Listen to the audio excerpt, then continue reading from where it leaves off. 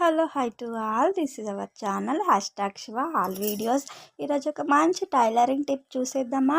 మనం శారీకి ఫాల్ వేయాలంటే ఇలా జారిపోతూ ఉంటాయి కదా, మరి ఇలాంటి సన్న శారీలకు అయితే ఈ టిప్ ట్రై చేయండి.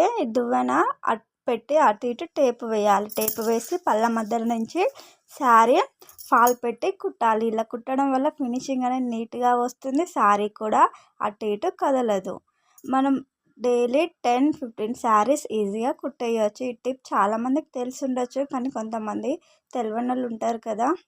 ఈ వీడియో మీకు నచ్చినట్లయితే లైక్ చేసి సబ్స్క్రైబ్ చేయండి. Thank you for watching.